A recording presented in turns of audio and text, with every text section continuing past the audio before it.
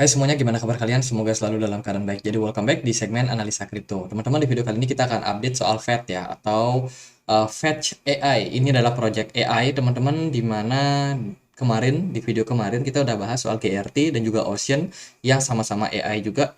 Fetch ini juga salah satu yang bisa dibilang project AI yang bagus, yang bisa teman-teman untuk koleksi buat yang hold jangka panjang ya.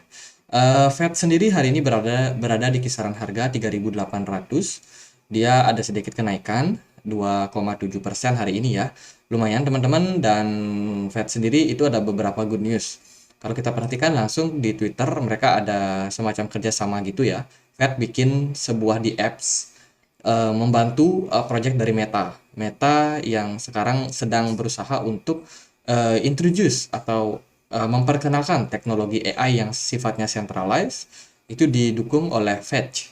Fetch AI yang siap untuk membangunkan di apps di jaringan decentralized-nya, di leverage decentralized. Ini mungkin ngaruhnya sama um, project-project seperti DeFi atau DEX yang berjalan di Fetch, teman-teman. Jadi dia mau untuk mensupport project dari Meta, which is ini sebenarnya project yang bagus. Kemudian ini juga mereka baru aja announce soal keberhasilan mereka melakukan testnet, upgrade testnet ya. Jadi mainnetnya sekarang udah jalan seperti normal, testnet berhasil, dan tentunya udah upgrade dengan kecepatan yang terbaru dan juga kekuatan pengiriman yang terbaru. Which is ini sebenarnya bagus. Mereka juga baru saja mengumumkan soal peluncuran Web3 Wallet, teman-teman, yang berbasiskan dengan AI. Mereka memberi nama sih Super Wallet. Ini adalah sebuah wallet yang mana di dalamnya mengandung teknologi AI. Which is ini sebenarnya AI wallet ini mungkin akan menjadi tren ke depannya. Dan mungkin akan banyak perusahaan-perusahaan lain juga yang bakalan mengikuti, teman-teman. Jadi kita nggak tahu pasti seperti apa efek daripada AI, kenapa di sebuah wallet harus ada AI. Belum tahu juga seperti apa, teman-teman. Tapi yang paling penting adalah kita melihat, oh, proyeknya jalan, dan juga em, ada teknologi baru yang mereka masukkan. Masalah nanti berguna atau enggak, tentunya itu harus di experience sendiri. Apakah pengguna lebih nyaman dengan AI ataupun tanpa AI, yaitu kita belum tahu karena kan mereka baru ciptain. Tentunya masih butuh waktu untuk penyesuaian dari para user, teman-teman. Which is ini sebenarnya project-project yang masih jalan dan masih bagus. Let's say kalau ada yang nanya, Fed review beli beberapa kali di market spot nyangkut mau CL, tapi masih yakin hold aja lah. Ya, projectnya masih jalan. Kalau secara fundamental, oke. Terus dia juga bisa diperdagangkan di banyak exchange, Binance, Coinbase. Kalau saya sih itu ya, dua exchange besar ini menjadi salah satu pertimbangan saya pribadi. Kenapa begitu? Ketika koin sudah listing di Binance, di mana masuk ke Binance itu nggak gampang loh. Apalagi Coinbase itu lebih ketat lagi karena Coinbase kan kita tahu diawasi Amerika ya. Jadi kalau ada project yang sudah masuk ke dua exchange besar ini, secara likuidasi dia tinggi, secara verify dia lebih terjamin, tidak 100% terjamin. Karena ya kasusnya Terra Luna juga, itu juga ya meskipun dia listing di dua exchange besar itu ya tentu saja tidak ada yang menjamin secara pasti. Tapi kan yang namanya masuk ke sebuah exchange, listing di sana itu kan ada kayak prosedur, ada kayak kriterianya, ada ciri-ciri yang bisa masuk. Jadi nggak semua project bisa masuk. Jadi kalau dia udah masuk ke exchange besar, ya bisa dibilang exchange-exchange besar ini juga sudah melakukan seleksi, sudah melakukan ya pengetesan ya untuk project-project yang akan listing di exchange mereka. Jadi mereka juga menjaga kredibilitas exchange, teman-teman, nggak sembarangan koin yang bisa listing. Jadi itu salah satu pertimbangan yang saya lihat terhadap Fetch.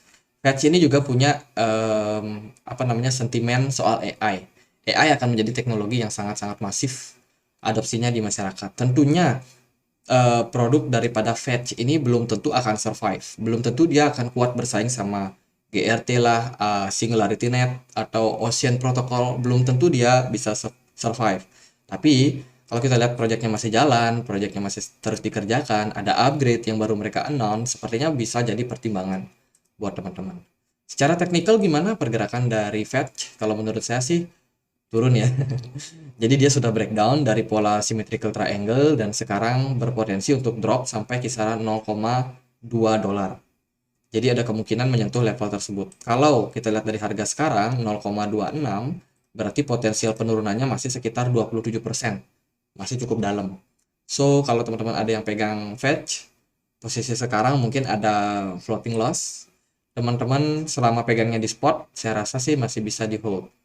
Ya, jadi ya itu sih pertimbangan buat nge-hold ya. Tapi kalau teman-teman mau cut loss misalkan ya silakan juga. Itu kan tanggung jawab kalian.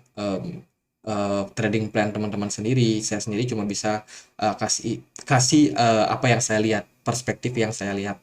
Selebihnya keputusan ada di teman-teman.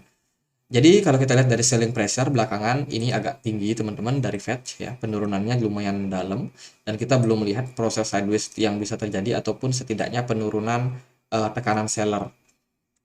Jadi kalau kita lihat dari penurunannya sudutnya ini masih sangat-sangat miring seperti ini ya. Artinya extreme sell terhadap para market. Begitu juga dengan volume yang tidak terlalu besar disertai juga dengan smart money yang tidak terlalu banyak aktivitas. Artinya ya retail lagi take control untuk harga fetch. Ini tidak hanya terjadi pada fetch tapi juga pada koin-koin AI yang lain. Kemarin kita bahas GRT juga kurang lebih sama ya. Cuman Ocean Protocol yang agak strong kemarin. Jadi kalau sekarang yang ini masih berpeluang buat koreksi sih. Lebih kayak hati-hati aja karena posisi daripada fetch sekarang jangka pendek itu lagi ketahan di level support. Mungkin akan ada sedikit pertahanan di sini, mungkin sideways, atau mungkin kalau ada trennya bagus bisa jadi dia kembali recover naik, atau kalau justru trennya buruk ya bisa jadi dia malah terkoreksi lebih lanjut lagi. Jadi mesti sabar sih dalam posisi sekarang.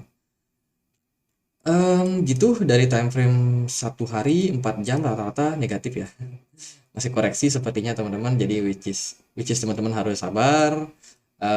Kalau mungkin ada yang niat buat invest belum mau masuk ya bisa pertimbangkan level 0,2 dolar untuk melakukan akumulasi, atau mungkin teman-teman nggak sabaran mau masuk di level sekarang ya bisa masuk aja di level sekarang karena ini udah terkoreksi cukup dalam.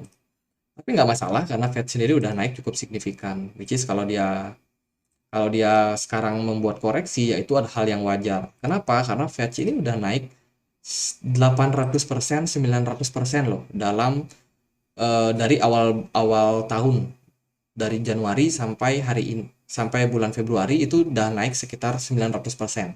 Koin mana sih yang naik setinggi itu terus nggak koreksi? Pasti dia koreksi ya.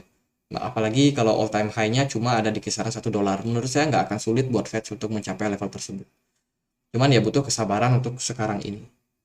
Itu aja buat Fed, semoga bisa bermanfaat, dan akhir kata saya Andri, makasih.